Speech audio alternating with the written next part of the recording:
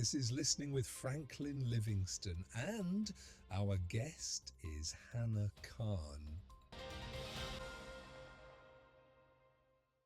Guys, hello. Today we have Hannah, and I can't say her last name. It's Carne. It's It's Carm. yeah. Hannah Carm. She's an actor from Brooklyn, New York City. What else, Hannah? What else?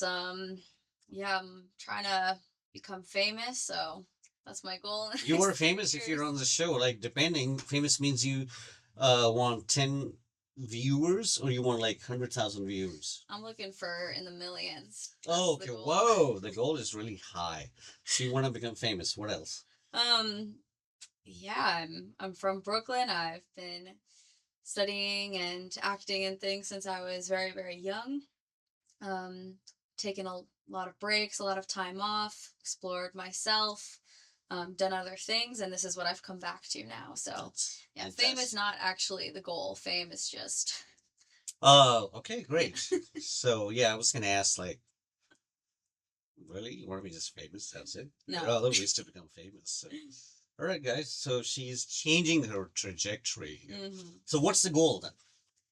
I think the goal is to find professional and personal success. So, to not have to make my money serving people food and drinks for the rest of my life. So, I would really like this to be what my life is. This is what my passion is. So, yeah, the goal is to be able to support myself financially, but also creatively, emotionally, really everything like in this world of film, theater, TV. This is what I love and this is what I want to do. That's cool. So you talked about so many things: emotionally, success, emotional security, financial security, sociological, professional. So where did it all start? You were born in Brooklyn? I was born in Brooklyn. Born and raised in Brooklyn. It's where I've lived my whole life. Started from a pretty young age, I would say. I got into like community theater. I realized Like a from baby? Like you were doing like like a a baby baby. role? Like a No, baby no, no. role? My parents were definitely not like theater parents. I don't have a theater mom that was sending me to all the commercial auditions. Um, it was something I kind of discovered on my own. I think first I fell in love with singing and the musical theater world. So that's Why what I was was that? doing. You heard someone sing, or it was on the TV, or you're like, oh God, I have a someone in the neighborhood who warms up every day in the morning. I mean, a lot of people like that live in Brooklyn. That's what I'm saying. It's true. Not in my neighborhood. I think when I was young, I saw a production of Little Shop of Horrors, which is, yeah, this very famous musical. And I was immediately just like blown away by it. I loved the style of the music. Um, I loved the story. It's kind of weird, sci-fi, love story, comedy blended with drama, so it's a bit of everything. And I just liked the way the kind of songs were able to tell the story in this new, exciting way. So that was like my first love was musical theater. Cool. So you talked about your parents and mom. Is it okay to tell? Italian American, your dad from British background. So, what kind of things they were into, and Mm, what were their expectations from the kids? yeah. My parents definitely didn't have very specific or kind of high standard expectations for my sister and I. Um, they were very much of the mindset like, you are going to do what is best for you, what you love to do. Hopefully, it's something that will also make you money in your future. Hopefully, you will find success. But they were never parents that said, okay, you need to study this. This is what your career path has to be. This is what your life has to look like. Um, my dad worked in animation, but he was not really a super creative guy. His job was more looking at the details. For example, he worked for Blue Sky, so he worked on films like Robots, Ice Age. So his job was kind of looking at the animals or the characters and just working on the little details in the images. So making the fur look more like fur, things like this. But it was very much an office job. It's very much a 9 to 5. He goes into the office, he wears a suit. His soul is crushed every single day. he wishes he was doing something else. So, kind of in the same world, but not the exciting film world that most people might think. Mm. So, I think in his case, he did not want my sister and I to live what he had lived, which was working this soul sucking job that he didn't get anything out of. And then decides to retire early because the only thing he's kind of qualified to do, he doesn't like doing. Yeah. And in the case of my mom, she kind of discovered her passion in her 40s. She worked as a computer scientist for many, many years. Again, was definitely not her passion, but it was what she did, it was what she studied. And then in her 40s, she discovered herbal medicine, began studying that, and then opened her own business, has had it for the past 10 years, and that is what she does now. And it's what she loves. So she taught my sister and I, you don't have to um, you don't have to know what you want to do from the time you're going into college. Right. The way it is in America, like you leave high school, you go to college, you know what it is you're studying, you get your degree, and that's going to be your job for the rest of your life. She is living proof of that is not what your life has to be. And you can discover your passions later on in life, and you can do what you love, and that can be the way you make money. So I think that's why her and my dad always encouraged us to kind of pursue the things that we love, and then that can be your vocation. But it could be challenging too, don't you think? Like, for example, in this country, and maybe around the world, I don't know, but in this country where we go to uh, professional schools and get, say, a grad school degree and tons of student loans, life does not give you a lot of chances because it takes you, what, like 25 years? There are different programs, but then 25 years to pay off your student loans. Mm-hmm. And if you don't begin working, I forgot, I was told if you don't begin working within 6 months after you graduate, there was some sort of penalties or something. And no one cares if you don't have, like, for example, in your field, if you don't get a job, you got to do something to pay off your student loans. So begin paying off, right? So I think it's not easy, don't you think? Yeah, I completely agree. I think that's why most creative people, actors, playwrights, whatever it is, end up working a day job that they don't necessarily love, but it's what they have to do for years and years and years so that they can pay those bills or pay off those loans or make those ends meet. So, yes, it's definitely a reality. It is a harsh reality. Mm-hmm. But it's just the way things are when you decide to not take that straight and narrow path and become an accountant or become a lawyer or work in computer science. If you decide, okay, this is what I want to do and this is what I'm going to do, yeah, it can be a lot more challenging, I think. So I'm going to ask this question, and because our show is about moral values and belief system. Mm-hmm. For those people who want to do something, they think they might have potential, Mm-hmm. they don't have resources. How do you draw a line? And this goes back to the conversation we were having earlier today, selling your soul and stuff, right? How do you draw a line? What's the right thing to do, and what's maybe not right, or it's a wrong thing? That if you have an ambition or you have an aim, but you don't have resources, but how to get that? There are ways you could maybe, but is it wise? Is it not? So how to deal with that? Mm-hmm. I think it's a complicated question with a complicated answer. I think you have to find balance because let's say you don't have resources. Okay, so that means I don't have the resources, but this is what I want to do. So I'm going to need money to be able to afford the resources to be able to pursue what it is I want to do.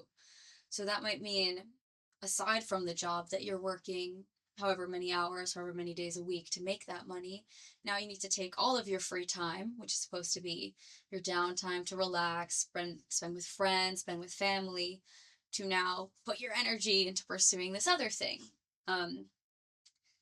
So it's a big, I think it's a matter of perseverance. It's a matter of having that drive and that motivation to say, okay, even though this is all my free time, I am going to put it into what I want to do, because it's either that or give it all up. And that can be soul crushing a lot of the time. And, that's why you see a lot of actors who spend all these years training to be an actor or wanting to be an actor. After 2-3 years kind of pursuing that dream in the industry, they say, you know what, I don't have what it takes. I don't have the motivation that's required to work all these hours at my day job and then turn around and go home and then spend all my free time kind of pursuing this other thing, and all of my money that I've made into pursuing this other thing as well.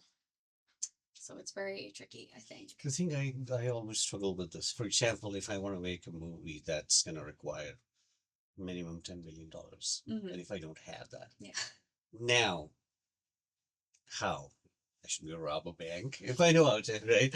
Or find a way which might have awful consequences to raise that fund, or just like live with that reality. And that goes back to the belief system that that's not meant for me. And I should be okay with that. I should be at peace with that. And I've seen a lot of people struggling with that.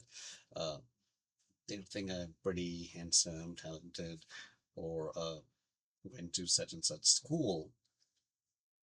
And then they don't get an opportunity, and it affects them so much.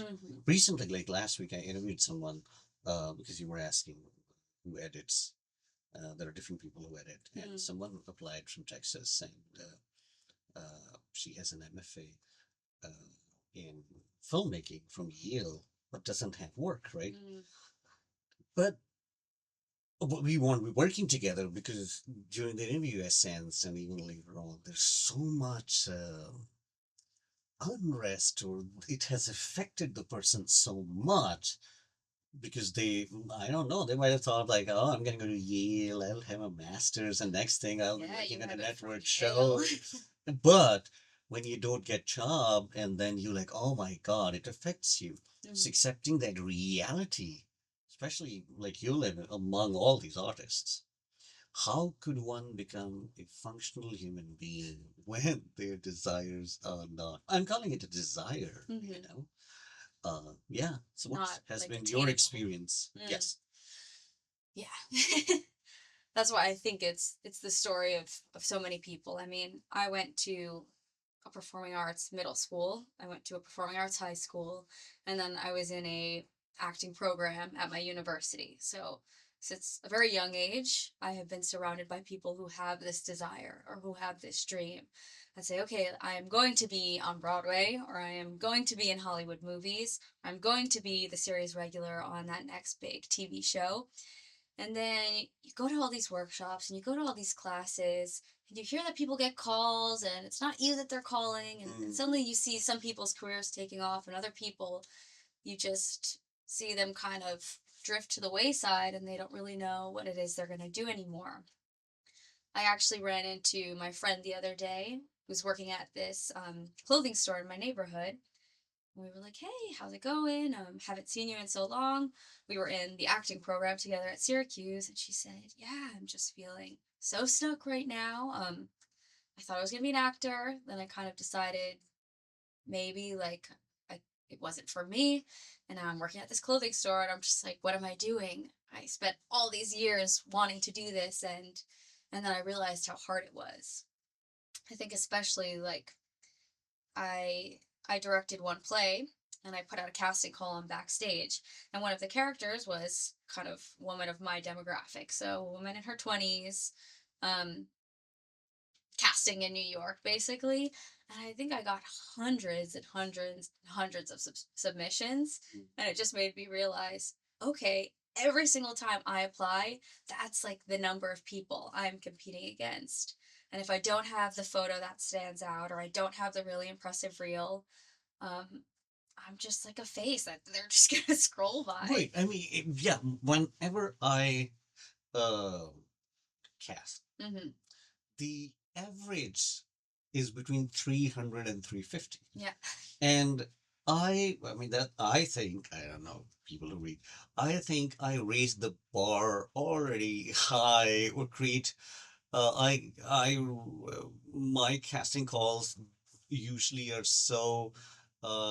You got to be self-sufficient, limited provisions, Mm-hmm. because I am looking for a person to see who's really wanted, right? The passion, and I've learned that the more provisions you provide, and I know, I mean, everyone doesn't agree with me, but I always say, look, if an actor who has a BFA or conservatively or whatever is going to come, and it happens, people will say, oh, so will you be taking care of my stay or something, right? Yeah.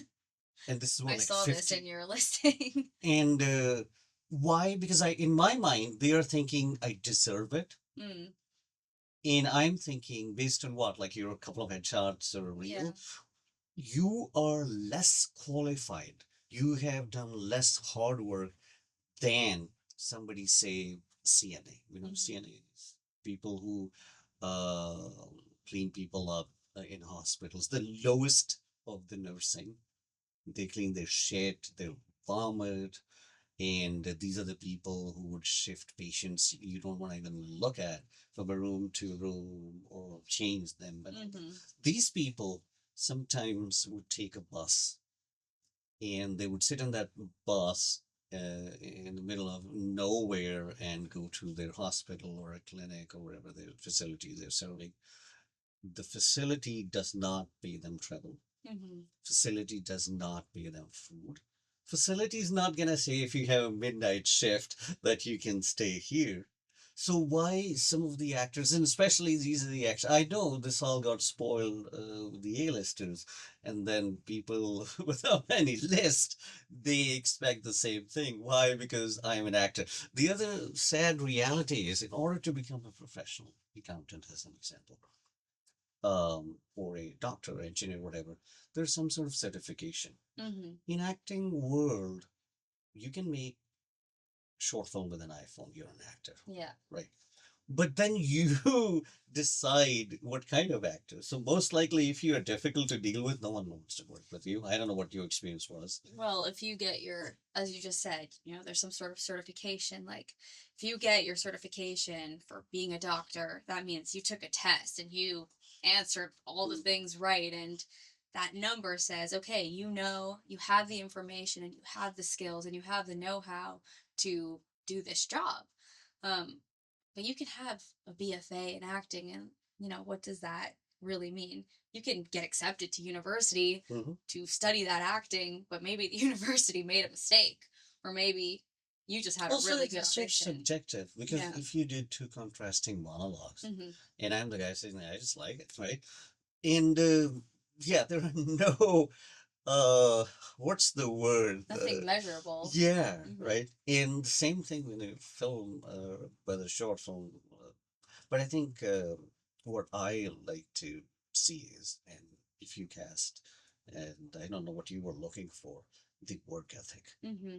because somebody has a, let's say, acting degree from Juilliard or Yale or MaxSat. I mean, because a lot of people, I've been doing that for the past 10 years, Mm. and I've seen a lot of resumes and audition. To me, that means nothing Mm. because the audience don't care which school you went to. Audience likes you if you are authentic on camera. Hmm. And if you have good listening ears, and if you understand the director's vision, then you can portray that. But if you're gonna bring like, oh, I studied this at Yale, let me tell you how this character is, it's not gonna look nice. So there's a lot of interesting factors. But you're right, going back to the same idea, the pool is really gigantic. Hmm. I have even like tested, um previously done this national casting. Okay. Yeah. I've seen a lot of those LA. recently. So I can tell now this is so different. Illinois, LA, and New York. Headshots are so different. Really. Yeah. I personally, there was a time because I moved from Illinois, so I Hmm. used to like photographers in Illinois more because I could tell the difference. Mm. I don't think I care about it anymore because I learned people can look really different in the headshots. Yeah. and their screen presence, or their we were talking about this earlier, the jawline or chin or these circles, like how do they carry power, or they show oppression versus dominance and all that. That's way important than a headshot Mm. that you can only see on your own camera, because the camera you will be filming that project on, every camera is different, Mm. and that's more important to me now, and the work ethic. Right. I guess when it comes to the headshots, it's just kind of your first selling point, though. So how you look on the moving camera is more important. But if you want them to even click on that link in the first place, you need Glamorous headshot. Yeah, sure. I get it. or Like, whatever it is. yeah, Something to because sell that's them. your it's like your profile pic. Yeah. Unless it's presentable, no one's gonna read the rest of it. Yeah, I get it. Yeah. But yeah, um, complicated. I mean, yeah. And I think the other way around is, which I don't know. I don't know if it really. I haven't met someone and talked to if it really helps if you just self-label. I just saw on Facebook, and I might get unfriended there after sharing this story. Someone who self-claims themselves as crowdfunding queen, right? Crowdfunding queen. Queen. And they posted in a group or something, and the post was deleted Mm-hmm. because whoever the admin was said that, first of all, you are not, uh, I don't know what word it was, officially, whatever, crowdfunding expert. Okay. And secondly, you calling yourself queen. Now, to me, yeah, I, I mean, I tried not to get into that chat thread, because it could also be, like if, oh, it's a man versus a woman thing. But it's like me calling myself a king. Mm-hmm. These titles have a history, and especially your father background is from the UK. Mm-hmm. So using some sort of title, or if I just say that I am a movie expert, Mm-hmm. it's just like, I believe that. That's great. That's my confidence. But you might think, frankly, you make shitty movies. Right. Right? So attestation is also something we lack. And I don't know. I mean, how important that is. Validation, testation that I am somebody, right? Mm-hmm. And as human beings, we all struggle with that. Yeah, I mean, when it comes to labeling myself, I don't know that there's. You were really humble, sorry, because I already know before we were filming, you're like, yeah, I just call myself an actor. So, but not everybody is. Some people would like go with 10 things. Right, right. Yeah, I mean, you see people's websites these days, or their CVs, and it's I'm an actor dash singer dash playwright dash producer. Like, I would like to be a lot of other things, but at this point in time, I don't have the know-how or the experience to really confidently call myself something else. Um, and even when it comes to actor, it's hard because I've acted in things, but then I've taken a lot of time off of acting, and I've done a lot of other things, and I'm only recently coming back to it. So question is, okay, am I kind of qualified to call myself an actor again? But I think what I've realized is it will only really happen if I do confidently call myself that. Because, yeah, I think in our field, if you don't say it, Mm-hmm. because you see, it's not like you'll say I have an MD or FAJD, right? Mm-hmm. So unless you say I'm an actor, who will give you a job? Right. Right? So, but the question is how you say it might be different. You can say, I'm an actor, or like, I'm an actor and I would love to, act in your project. But no, I think like a lot of us in the modern world, we do tons of things. Mm-hmm. And like I'm not the guy who updates my resume, but like, for example, this Wednesday I'm teaching stop motion filmmaking technique, right? And uh, animation. That's the word. Yeah, stop motion animation. I was like, yeah, to do with your dad. But will I remember that after a year? Most likely not. Mm-hmm. I have been guest speaker at several places. I don't even remember. So why should I? Because I think I don't know. It doesn't work for me. I like to just enjoy living in the moment. I'm doing a podcast these days, Mm-hmm. and I'm going to do film, right?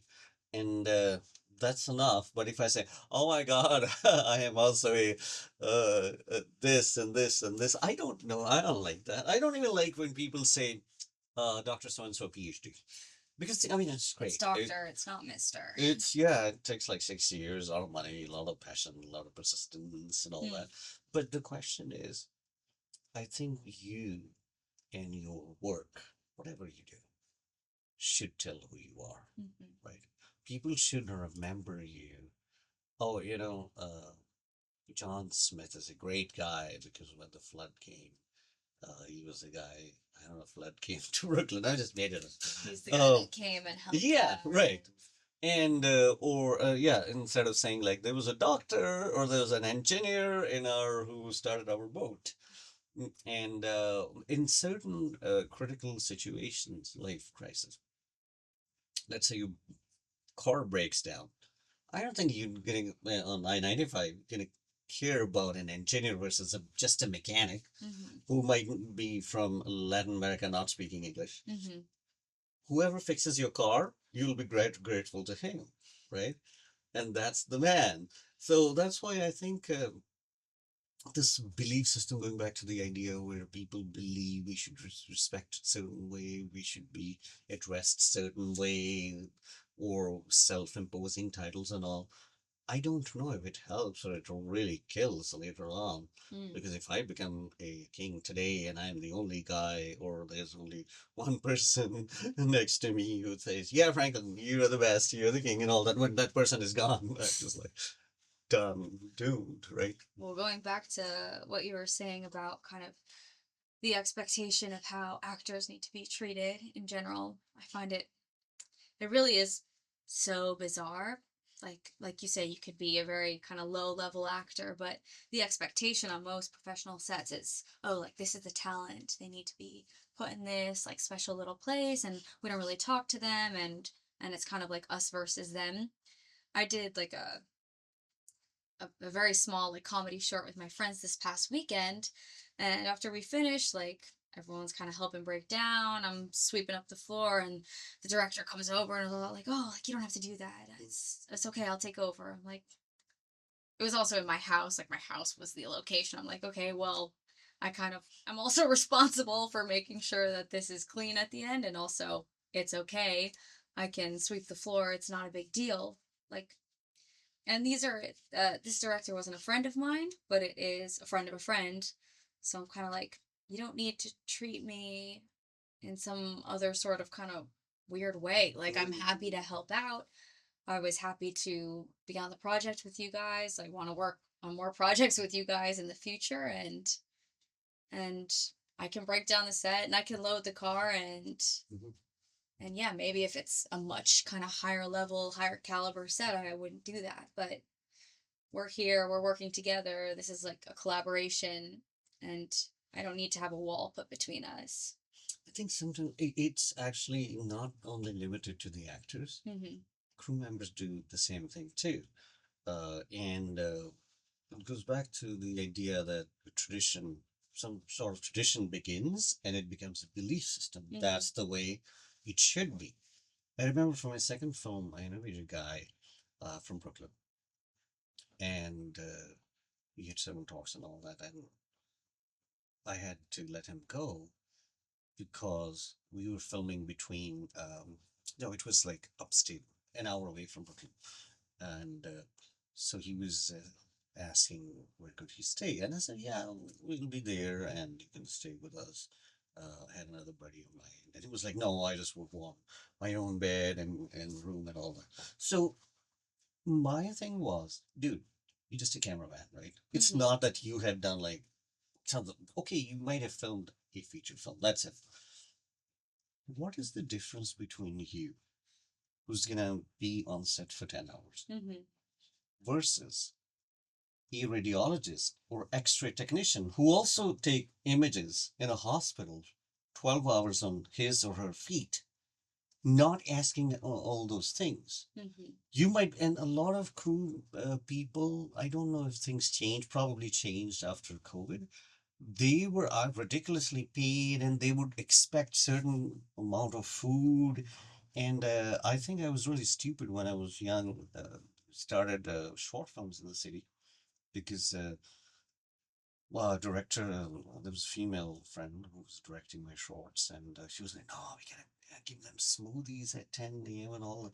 So I was like, maybe, but really? Mm-hmm. And in a way, I'm really happy technology advanced.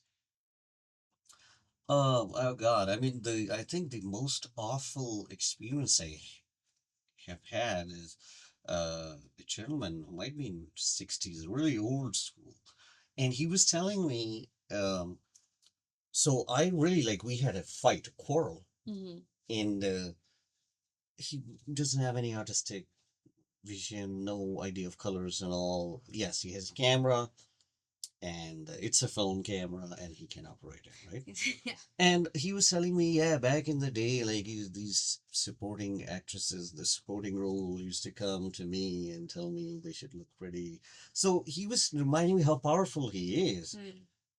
Maybe who cares, bro? Right? If I'm hiring you, and I did not know actually, I learned the hard way that okay, this guy came on set, and I already made clear that this is the way I do projects, and then he has the PA to get him particular kind of omelette from somewhere and all. I was not happy, Mm. and he was only there for 1 day. That's why he was gone after that. So why? Can you do the same thing when you're working at a Walmart? Can you do the same thing you're working at whatever construction workers? There are engineers, there are welders, and that's technical stuff too. But filmmaking, I think, for some reason, the studio productions have spoiled people. Yeah, I do wonder if those sorts of expectations have to do with the amount of money that's just in the film industry. So when you're working on these big kind of sets and there's this huge budget and suddenly you can ask for whatever it is that you want and there is the money to do it because somebody poured millions of dollars into it. It's like, And that's what I'm saying. They have spoiled people. And I mm-hmm. think it's a disgrace to those who are hardworking individuals who actually run our communities and society. Mm. People who drive trains, as an example. People, and as I mentioned, construction workers, cleaning crews, right? And those are the real heroes. The sad reality is that the fabricated version of the fiction of reality that's created like 2 hours of film. No wonder it costs millions and millions of dollars. The food, have you seen a food truck ever? When there's a large, I shouldn't mention the name of corporations, but in Manhattan, whenever there's a big budget commercial being filmed, there's a food truck and food is all over the place. And really? I mean, I think it's wrong.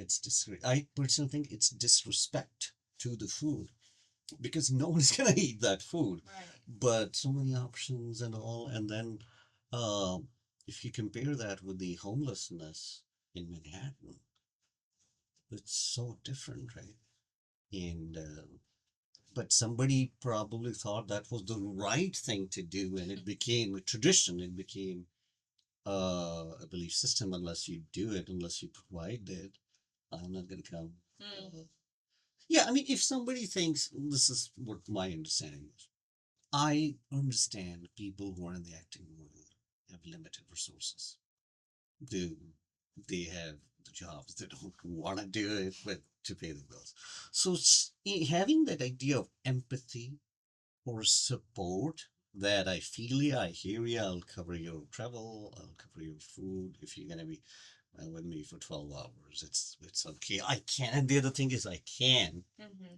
is different than making it more like a demand unless Unless I this have the yeah. cheese doodles of the cheese doodle brand in my private trailer, like, I'm gonna throw a fit. You were talking about our series, right? The comedy series. So Mm-hmm. when we not the one the actress, after that we began making longer version Mm. of the episodes, and there's an actress from New Jersey. Middle-aged to little, somewhere there, woman, and done a couple of short films. That's it. Oh yeah, she later on appeared in one of the crime shows. Some people think, these The co-starring crime roles, shows. Yeah, like CSI, no, not FBI. those ones. I was trying to avoid the ones that are made on real crime, without So naming the names. retelling, like, of Yeah, the story, and you um, reenact what happened. yeah. I personally don't really care about those credits, but later on she appeared in one of those and she thinks she's a star. But when she came before that, and this was still, I think after lockdowns, but Hmm. still things were sensitive, mask and all, and she wanted Starbucks coffee, right? And the PA, he was a very smart guy from New Jersey, and he said, we make coffee here, we don't bring food uh, from outside because of contamination and all. And her whole demeanor changed. And even if it didn't have to do with contamination, we have coffee here. No, we had coffee. We had a coffee machine and all that kind of stuff. But and she decided. I don't know how she said, but she decided not to continue Mm. her role. Okay, I mean that was my mistake. I should have actually. Now I become very like if people think Frankel is nasty or he is not polite, I don't care because say if it's a recurring role in my series or if it's a film that requires 4 days, so I don't want to deal with that changing the cast because I Hmm. lose money. So now I try to state everything Yeah, just put it all that out if you there. don't align with this belief system, don't even try to apply. I don't want Hmm. to waste your time. Well, it's good. I mean, you're paying your actors, and that's something that people still to this day like don't even do. So, and I think you're very clear and upfront from the very beginning about how much is going to be paid, that there is no room for negotiation, that these are the things that will be provided and these are the things that will not. So just be aware of all that before starting. Um, and then don't try to change it. Like, I'm letting you Yeah. know what the conditions are going to be. I'm letting you know what we can provide and what we can't. So it's up to you now, the actor, to decide if you're If you okay want to with be in that, it or not, right? or Yeah, if you're not. yeah. Um, I'm like at this point, I'm applying to paid stuff, unpaid stuff, whatever, because I'm just getting back into it. So my standards can't be too high. I can't say, oh, well, that's kind of like a low pay. On my last job, they paid me X amount of money. Every job is going to be different. Maybe if I reach a certain point in my career, I can put that standard on. Okay, I'm not going to accept anything less than this. But at this point in time, I know I'm not there yet. So, Actually, the funny thing is, and I know you're very humble, that's why I'm sharing this with you. When people tell, and they would say, it's not my usual rate, right? The question is, again, what's the measure? Because if I go on your thing and it has, I don't know how to say this politely, I can look at a footage and tell what kind of camera has been used. mm-hmm. The person knows lighting or not. The person knows how to frame a shot or not. Because it's experience. It's not that, as we mentioned, you can have 10 MFAs. You don't learn anything of that caliber. You learn a little bit. But the more you do, so you learn more, and especially if you have passion to learn, right? Mm. And am I an expert? No, but I still talk to other people and try to learn how do they do, especially the editors or filmmakers who are way advanced, right? So if somebody's gonna say that's not my rate, so I don't know what to laugh or cry because okay, how do you know? Because Mm. have you seen the real world? Because and you would I mean I have heard this on these talk shows and all that some A-list type actors when they're called back for some sort of missing scene or something and they pay $80, right? You're talking about A-list actors without giving name, Mm. and why? Because it was half a day thing, so they gave 80, 80, Not 800. and yeah, $80, and of course, like if somebody searches the story, the other co-star was paid half a million versus this person. But this person is also famous. Like she might have millions and millions of followers, Mm. and that's the real industry. That's the studio produced films I'm talking about. And sometimes a lot of these things don't come out. And in addition to money, because someone will say, a listener will say, "Oh, I don't want to lose my job." I These are the things available, and the other thing is, A-listers I've heard sharing, I was never given the whole script. There's so much secrecy that all of the story doesn't go well. But at my level, things change. A lot of people, yeah, I would like to take a look at the whole script. Mm. And what's your credit? Oh, I was just in NYU or a Columbia student film. Great. Those are great schools, they're great movies. I'm not saying they're not. Some of their work is really great. But it's funny to me. Now I'm laughing because we began talking about that early on. That wasn't what we were supposed to talk. But again, it's a field. Mm. I think when it comes to this topic of what your rate is and what you will accept and what you won't, I think it's I think it's valid to say, you know what, I will not work for less than this amount of money. It's just a question of then why are you applying to certain jobs that have stated very clearly what the pay is going to be. My friend, um, like American Girl from Memphis, Tennessee, has been living in Mexico City for years and years and years, and she's been trying to put this short film together. And she kind of gathered a team and told them, you know, this is what I think I'm going to be able to pay everybody. Um, and then after talking with a few producers, this is her first ever project, her first ever short, she suddenly realizes, oh, I don't have the money that I'm talking about. Like, I had no idea how much money it costs to make a short film and to rent this equipment. She doesn't have cameras, she doesn't have lighting, she doesn't have sound.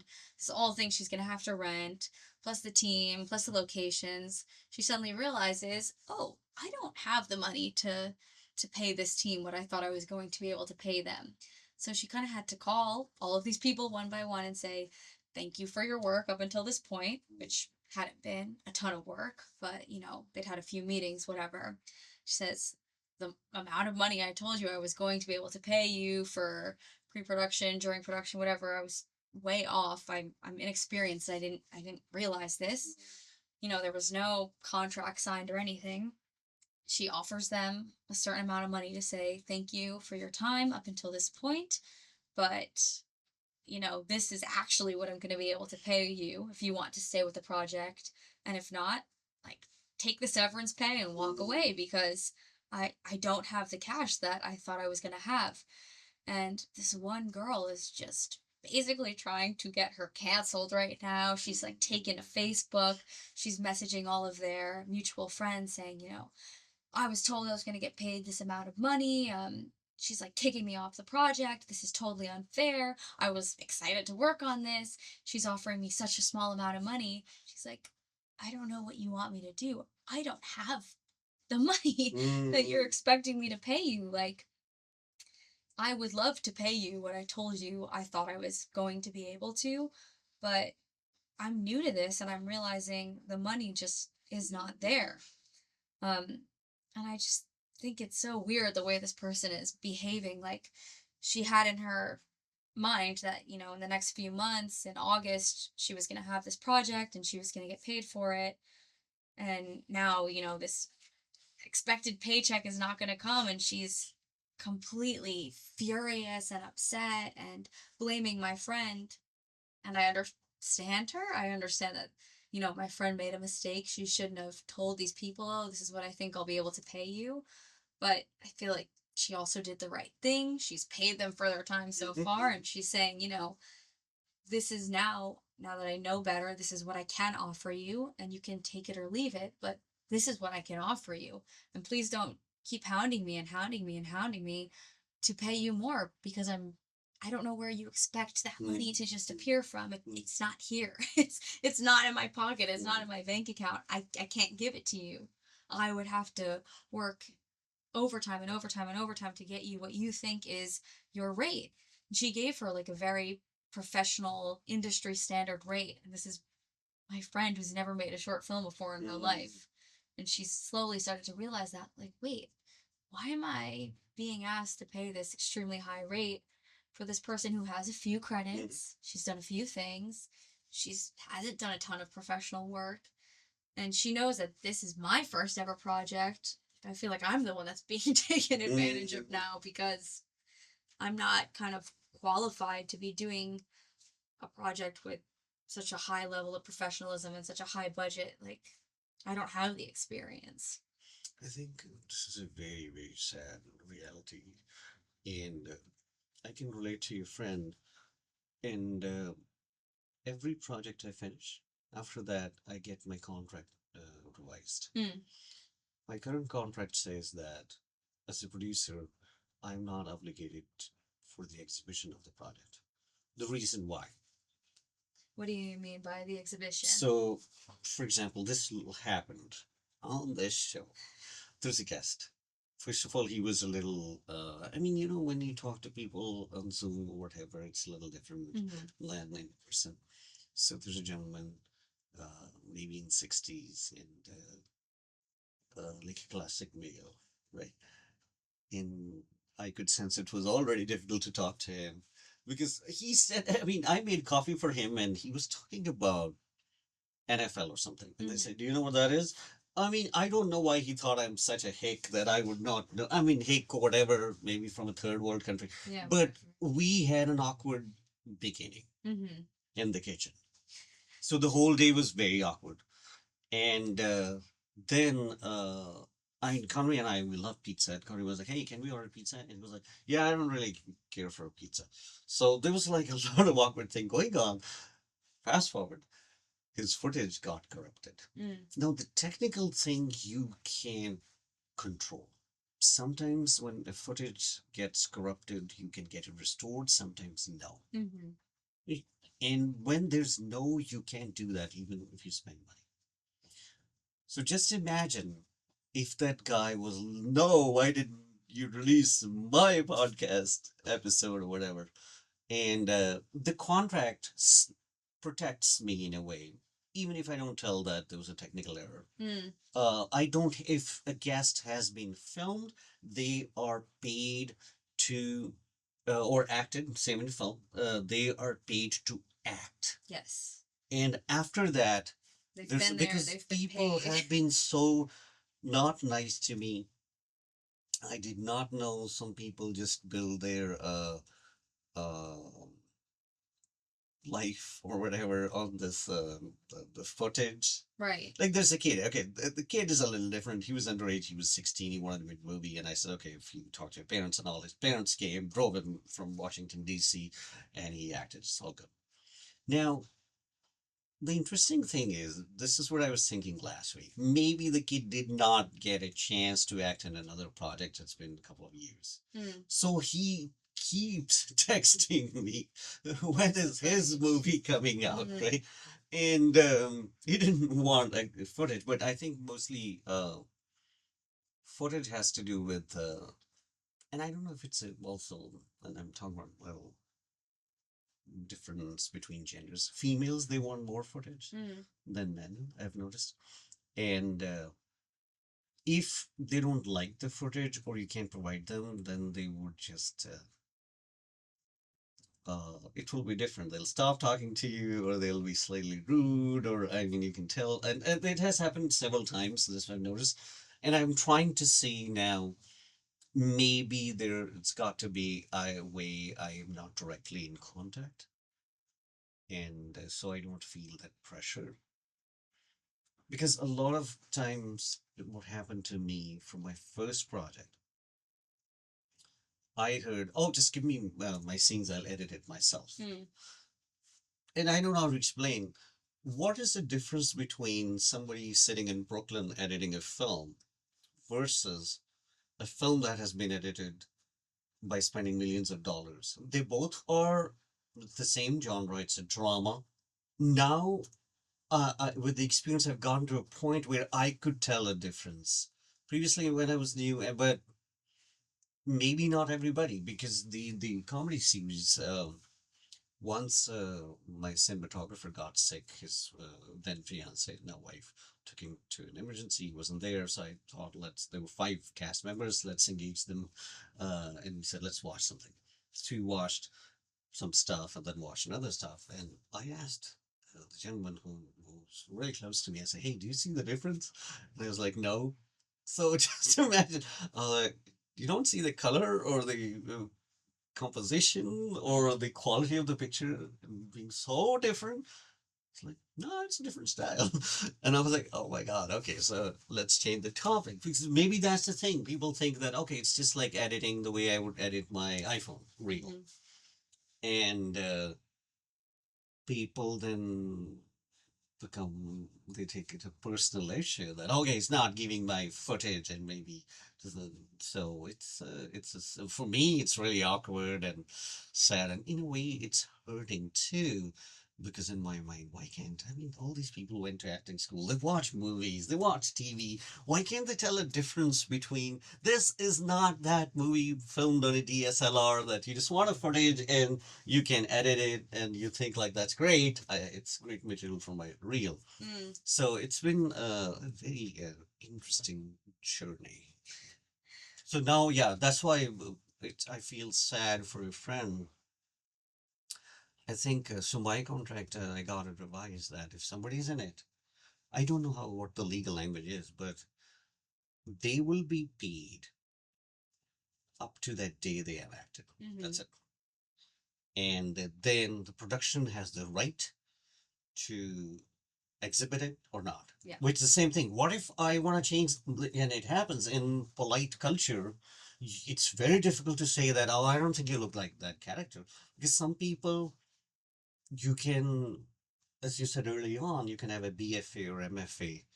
When you get to the set, I think it's, again, you got to be like a clean slate. Mhm. And the rhythms of films are different, your looks, your shadows, and all that.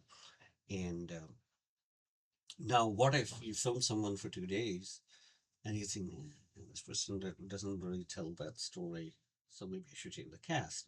And if it was like your friend situation, the cast might kill you. Yeah, I mean, you get this.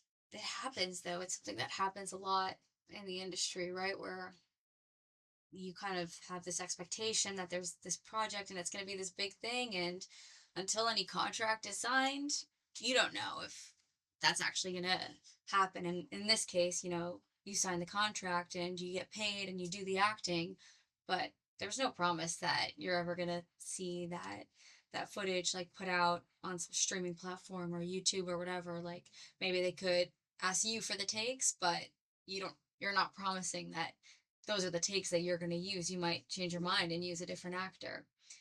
And sorry, I'm going to add this for the audience, especially those who don't know this. You and I already talked about this, the movie, my first film that's on Amazon, Mm-hmm. and then it's also on TV. It took us 7 revisions after the final perfect revision we thought to get there. Mm. And before that, I don't know, it might have been revised 20 times before that. And these distributors, they'll say, take this out, take this in.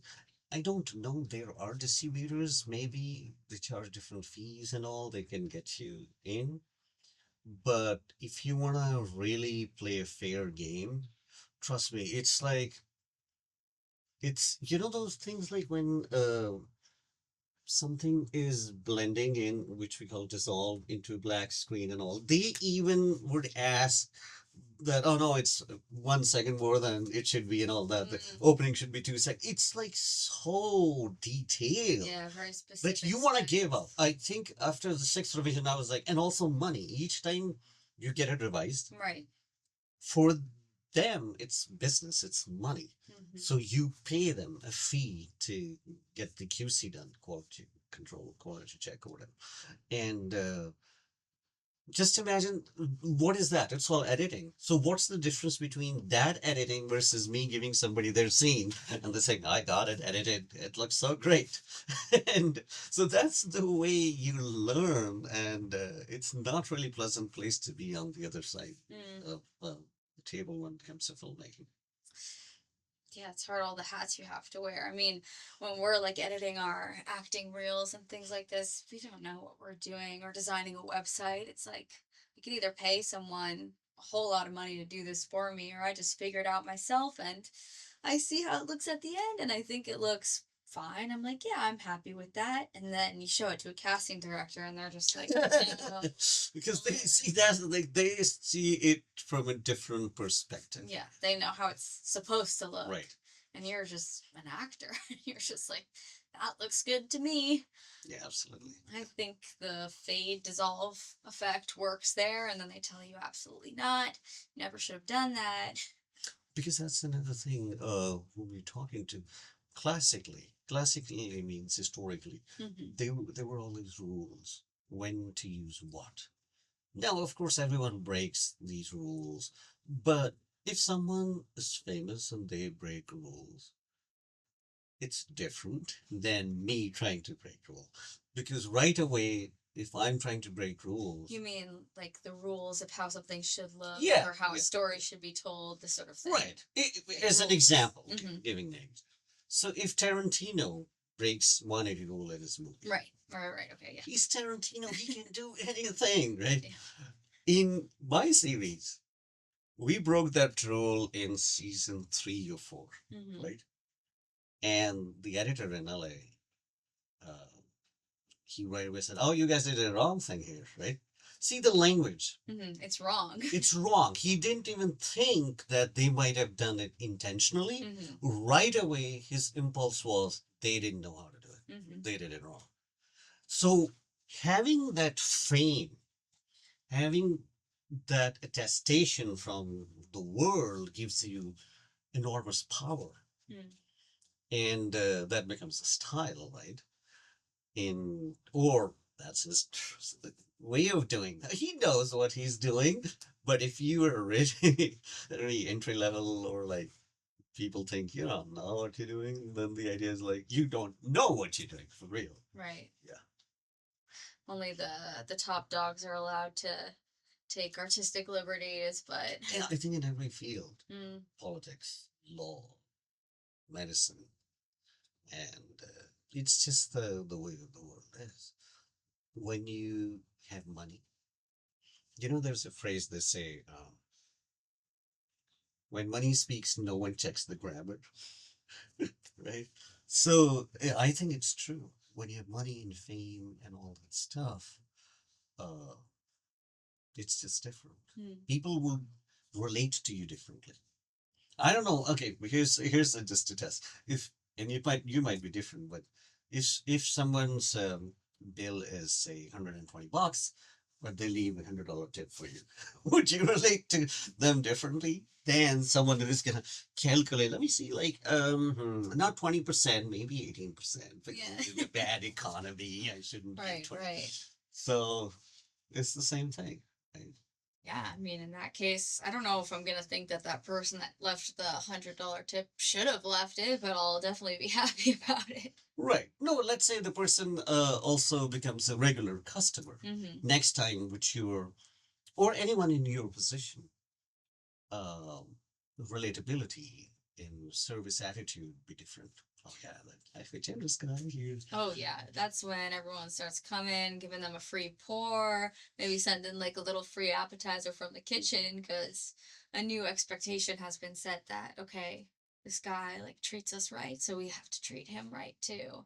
Then the guy that gave the 15% tip comes back in, and you're like, See that again? It ends up becoming an issue of right and wrong. No one right away thinks, this guy is giving 15%. Maybe he's going through a lot and and he wanted to eat. No one starts there. no. They just think, oh my God, he's so bad. He doesn't know that it's so hard to serve. Right? Yeah. So that ends up becoming a belief system. Oh, what happened to your friend? Did she finish or restart, or she just like short film escaped? So this Mexico actually, City?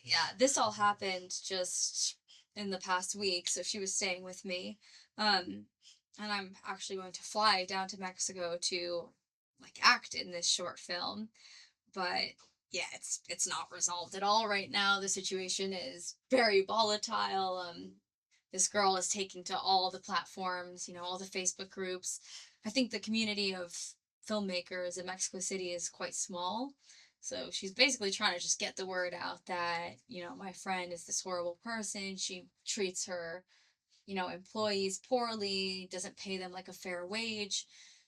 And in my friend's case, she's just trying to say, no, like I've realized this needs to be more of kind of a thesis film for me. That I didn't go to film school, but if I did, this would be my thesis project. This would be the project where I put out the casting call on backstage and I say, you know, roles are not paid. This is a learning experience for people that are trying to get credits on their resume, trying to get footage, whatever it is. So come into this expecting that because that's really all I can offer you.